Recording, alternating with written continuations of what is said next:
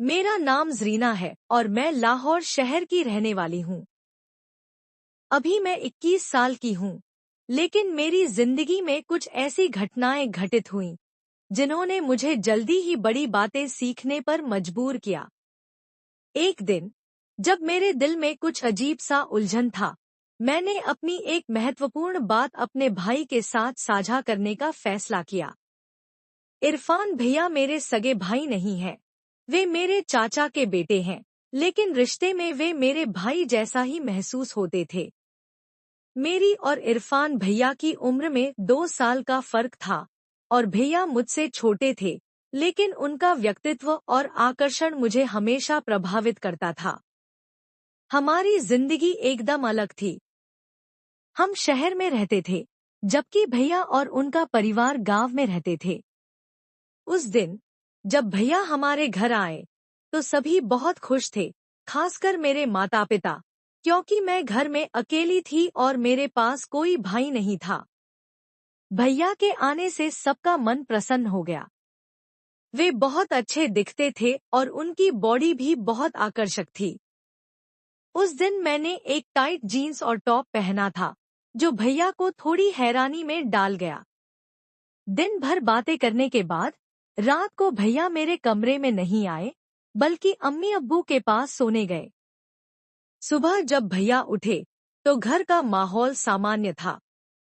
मैंने सोचा कि भैया को चाय देने जाऊं, तो मैंने खुद को अच्छे से तैयार किया और सूट पहनकर उनके कमरे में चाय लेकर चली गई। भैया ने मुझे देखा और मुस्कुराते हुए कहा, दीदी, आज आप बहुत सजी संवरी लग रही हो। मैंने जवाब दिया, और किसके लिए सज रही हूँ? बस तुम ही आए हो घर में। फिर उन्होंने मजाक करते हुए कहा, लेकिन मुझे तो तुम्हारी सजावट की कोई जरूरत नहीं। हमारी बातचीत के बीच मैंने जानबूझकर कुछ हल्के फुल्के इशारे किए, ताकि भैया को यह एहसास हो सके कि मैं उन्हें समझ रही हूँ। कुछ समय बाद, जब हम सब डाइनिंग टेबल पर खाना खाने बैठे, तो मैंने भैया से एक सवाल पूछा, क्या आप दूध पियोगे? भैया ने मुझसे कहा, यहाँ तो दूध नहीं है।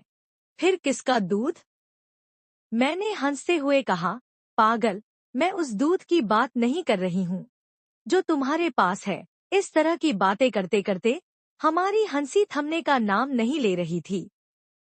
हालांकि भैया ने इस विषय पर ज्यादा गहराई से बात करने से परहेज किया, लेकिन मेरी छोटी सी चालाकी ने हमारे रिश्ते को एक नया मोड़ दे दिया। धीरे धीरे भैया मेरे साथ और भी ज्यादा फ्रैंक हो गए।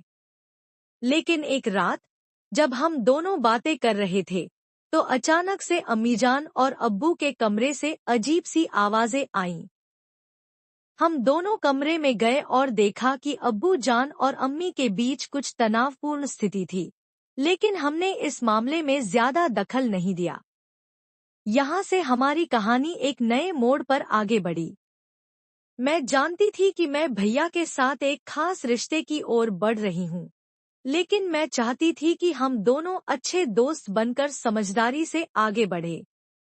गर्मी की एक शांत रात थी। मैं, ज़रीना और मेरा छोटा भाई इरफान छत पर बैठे बातें कर रहे थे। मैंने अचानक उससे घोड़े की सवारी की जिद कर दी। इरफान, जो हमेशा से थोड़ा डरपोक था, साफ मना कर गया।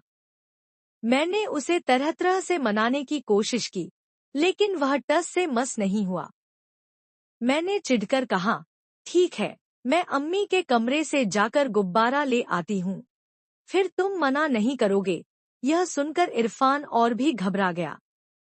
दीदी, आप पागल हो क्या? अम्मी को पता चला तो वह बहुत नाराज होंगी। थोड़ी बहस के बाद मैंने उसकी जिद को मान लिया।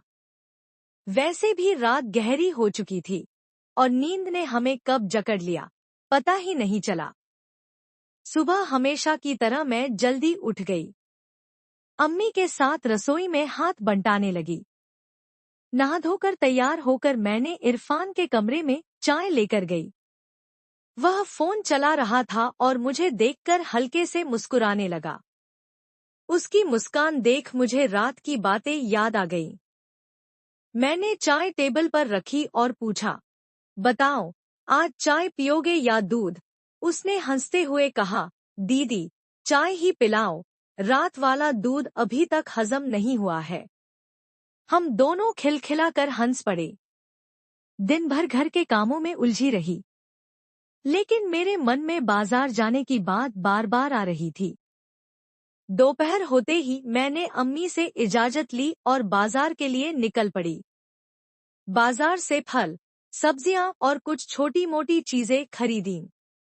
आखिर में मेडिकल स्टोर से अपने लिए चॉकलेट वाला गुब्बारा खरीदा।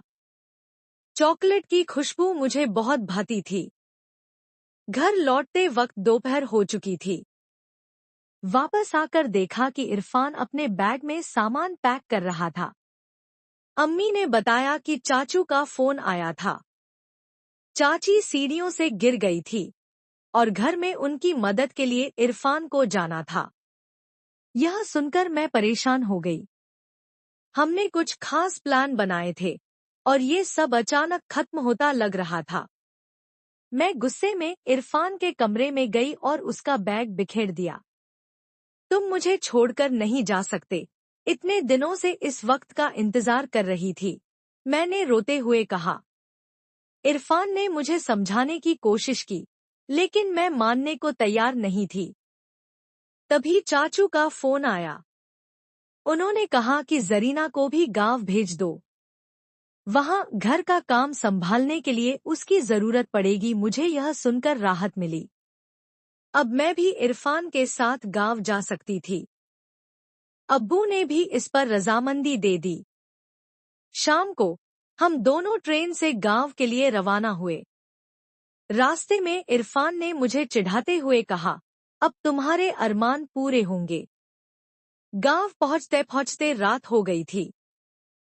चाचू और चाची ने हमारा गर्मजोशी से स्वागत किया। अगले दिन सुबह इरफान ने कहा, दीदी, आज खेत चलते हैं। यह सुनकर मैं खुश हो गई। शाम को इरफान ने बाइक निकाली और हम खेत पहुंच गए। गन्नों के बीच चारपाई बिछाकर उसने मुझे बैठाया। ठंडी हवाओं के बीच पहली बार मुझे असहज महसूस हुआ, लेकिन इरफान मुझे सहज कराने की पूरी कोशिश कर रहा था। उसने कहा, दीदी, आप चिंता मत करो, यहाँ कोई हमें देख नहीं सकता। गन्ने का रस और ताजगी भरा माहौल मुझे भा रहा था। इरफान मुझे अलग अलग चीजें दिखाने ले गया। खेतों में बिताया वह समय मेरे लिए बहुत खास था, लेकिन हमारी खुशियों को जैसे किसी की नजर लग गई। अगले ही दिन चाची ने हमें गन्ने के खेत में एक साथ देख लिया। वह बहुत नाराज हुई और चाचू को बताया। चाचू ने सख्ती से हमें डांटा और हमारे अम्मी अब्बू को बुलाया। जब उनसे पूछा गया तो हमने सच्चाई बता दी। हमने सबके सामने अपनी गलती मानी। अम्मी अब्बू और चाचू चाची ने मिलकर यह फैसला लिया कि अब हम दोनों का निकाह करवा दिया जाए। उन्होंने कहा, अब इससे बेहतर और कोई उपाय नहीं। हमारी शादी धूमधाम से हुई। शुरुआत में मुझे डर था कि सब हमें स्वीकार नहीं करेंगे, लेकिन धीरे धीरे सब ठीक हो गया। चाची ने मुझे बेटी की तरह अपनाया। इरफान ने भी यह वादा किया कि वह मुझे हमेशा खुश रखेगा।